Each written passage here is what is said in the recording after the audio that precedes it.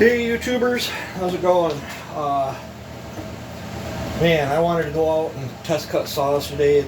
It's just raining. It's kind of chilly. I didn't bring any wood in to set next to the stove here overnight, so all my wood got rained on too. So I dug through the pile and found a few pieces of nice straight grain cherry that kind of got blocked by some of the pieces of oak, so it was still fairly dry. Split that stuff up and then split up some oak and threw a cup of diesel fuel in the wood stove there and lit her off. That's what you're hearing popping is it's starting to take off.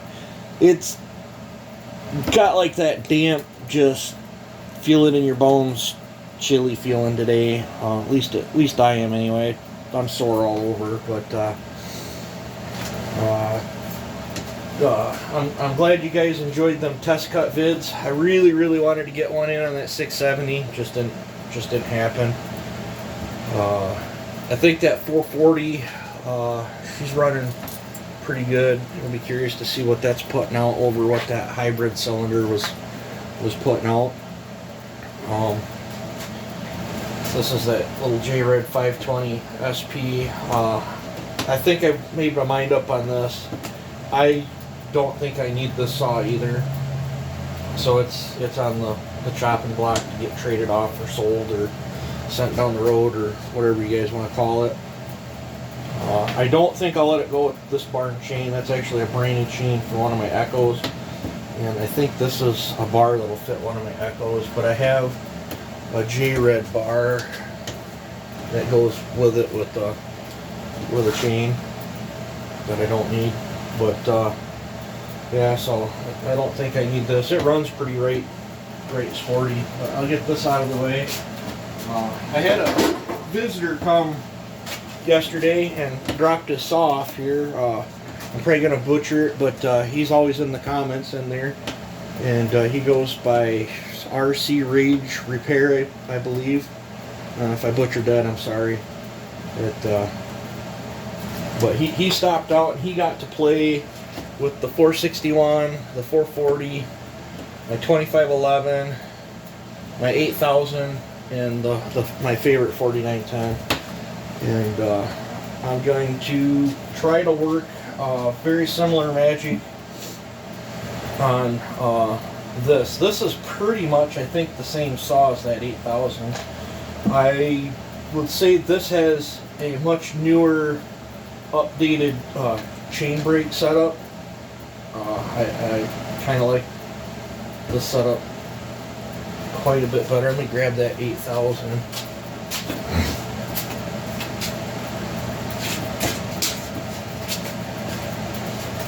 They're pretty much the same saw, but this has the brake assembly or whatever stays on the handle and then slips off from here, and this appears that it comes off with the handle like a more modern saw. I don't know if there's cylinder differences. We'll find that out when we get into them. Mufflers are different too. That's probably, he's done a muffler mod on that. I don't know. The muffler mod that's on this, I can't take no credit for, because this is that saw I bought off Dino Joe. That's his muffler work, his deflector. I liked how he did it. I didn't change anything in there. I left it. I just did what I do to him, to a stock cylinder and piston. I still have the massive big bore sitting over on the shelf, which I might dive back into that later someday or another. But I did test cut with this one. I didn't get it on video, but if these are the same cylinders, holy cow, this thing is running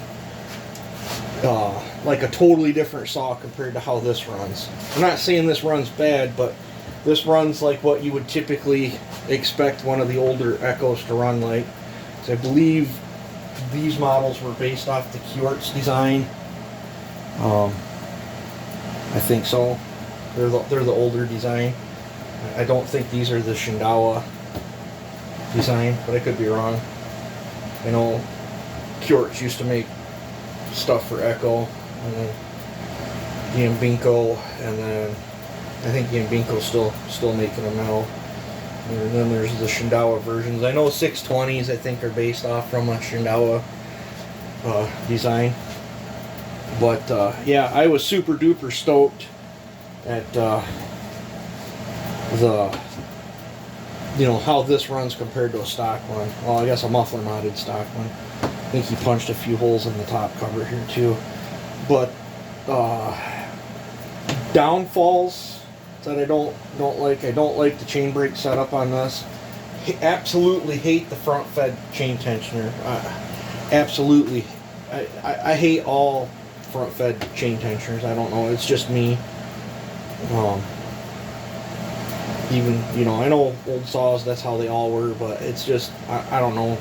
Once you get accustomed to a side chain tensioner, you don't ever want to go back. At least I don't. And then the probably the biggest hurdle is just the sheer heftiness of these saws. I would most definitely say this thing will hang with most modern saws of its class. There, this doesn't even. These things were slow ribbon tractors, and this thing's nice and crispy. It snaps up nice, pulls great. That upcut that I did in that video, I was just about picking that log up off the ground, testing the torque of this thing. Even though I moved stuff around on it, this thing still has tractor-like torque, but it has more modern engine speed. So I'm gonna call this a success. This is actually quite fun to cut with, other than the weight of it. Like this would be probably, if your logs are all laying down on the ground and all you're doing is just going down and sectioning them up in log length, where you're letting the weight of the saw do the cutting most of the time instead of carrying it around, this would probably be a great saw for that. I don't see me using it much in the field, but I always wanted one of these to play with, just to see what they were about. Now I did, so I've got one, and I'm gonna pop this one apart and do stuff to that one, and then I'll be able to test and compare the two and see which way it's the better way to build them, I guess. Might not build them identical to each other, but I don't know. I might build a pipe for this one, just depending on it. I don't know. I might cut the muffler in half too. I don't know. Just depends on how froggy I'm feeling and what I got going on. Let me set this back over here. So, yeah, it's a crummy rainy day. This chain needs work too. I'll probably sharpen that up for him. But yeah, I think this is going to be my starting on my project for the day. The 461, the second 461 is boxed up until my parts come in. Here's the other 461. When I did the test cut, that's doing pretty good. This chain's not the greatest on it, and that piece of oak I was cutting on is just absolutely rock hard. This thing surprised me. It's an absolute beast. Makes me wonder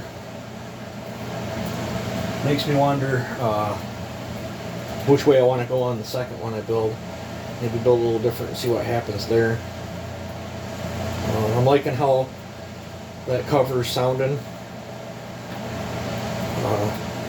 She is a little rattly on the clutch, but it's the outer clutch drum that you can jiggle it all around.